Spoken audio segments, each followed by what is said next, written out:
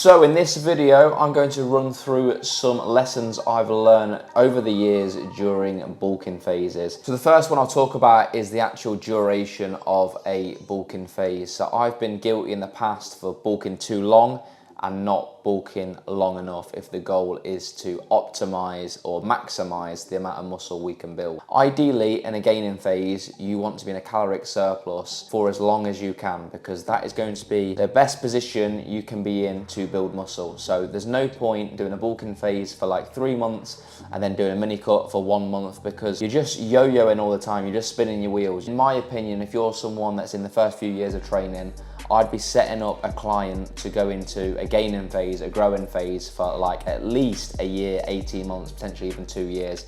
Maybe we might have to do like a little mini cut in between when we get like, say, stages of being too soft. But I know in the past, for me personally, I've done phases of bulking for shorter periods of time and spent too long in phases of dieting. Aside from the short stints of mini cuts you do during a long gaining phase, the only time I'd cut is when you have enough muscle to warrant that cut, because otherwise all you're doing is prolonging your journey to get to your goal. And the other thing I wanted to mention as well with the duration of your bulk, like you don't want to go past a certain level of body weight and body fat. Okay, and this next one might sound stupid, but hear me out because it is important. When people are in a cutting phase, they're always training really hard because they're chasing the look they want to achieve and they don't want to lose muscle, so they're busting their ass in the gym, which is great. When people are at maintenance, that's kind of when you can coast a little bit. You don't have to be as on it with things, in my opinion. You can kind of maintain the physique a lot easier than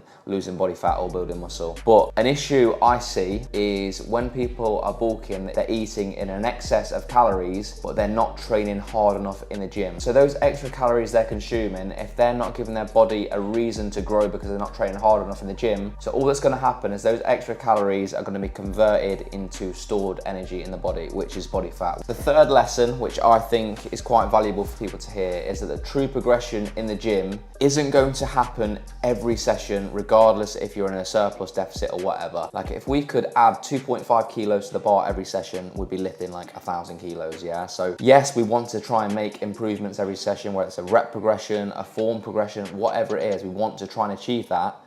But it's not always going to be possible. Like I'll speak to people in the gym I work at and I'll have clients say to me, oh, my training's plateaued, this, that and the other.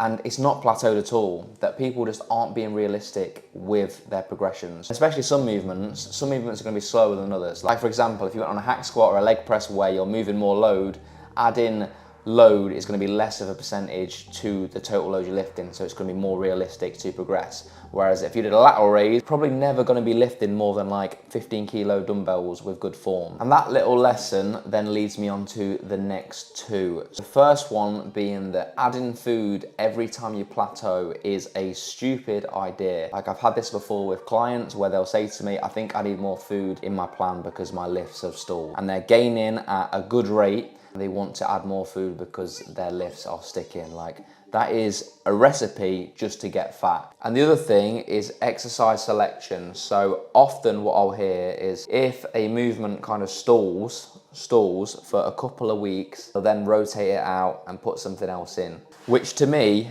is absolutely ridiculous. Again, you've just got to be patient. And another thing with exercise selection, if something's progressing, don't just change it because it's been 3 months, 6 months, whatever. Like, where is the logic in that? What's that saying? Don't fix what's not broken. So yeah, if it's working, keep things the same and only change things when it warrants it. Moving on, the seventh thing I wanted to say is that most of the time you won't like the way you look when you're bulking. So yes, you'll look fuller, you'll feel strong in the gym, but once you get over kind of that position of body fat where you then don't see as many lines, you don't look as vascular and stuff, despite feeling good, you're probably not gonna like the way you look. Like your peak physique and peak performance are two different things. They don't go hand in hand. It's just about like embracing the way you look and just thinking about your gym performance. Just gonna have to get on with it and just know that the work you're putting in over your improvement phase, off season, that will then show when you diet down. And I've just realized as well, that was the 6th point and not the 7th one. So I'll go over the 6th one now. And that is that there were many periods where I didn't need to be in a caloric surplus to build muscle. I could have made progress at maintenance or a deficit because I got too soft and I kept bulking. My advice to people would be, I'm not going to give you a body fat percentage as such, but you know if you're carrying a lot of body fat, yeah? So if you're carrying too much, you don't need to get fatter to build muscle. Like if you're in a lean position, you know, and you're able to push up, then yes, a caloric surplus makes sense. If you've been bulking for a little while or you're already soft, then you don't need more energy to build muscle because your body's got a lot of stored energy already. And the last thing, which is very important, is that when you're bulking, you should be eating the same foods as when you're cutting or maintaining. It should just be more of it. Further on from that, like your bulking phase should be as meticulous as your cutting phases. When people are dieting, weighing themselves every day, they're taking weekly averages, they're tracking all their micronutrition and this, that, and the other. Then as soon as a bulking phase comes around, it's like all that goes out the window.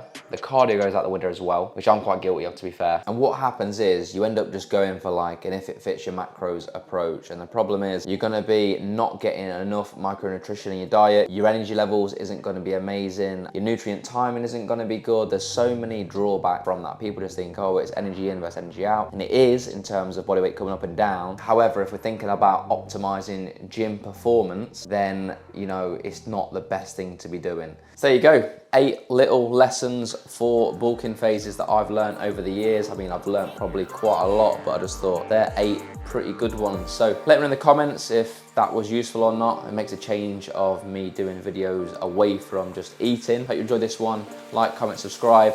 I'll see you in the next video.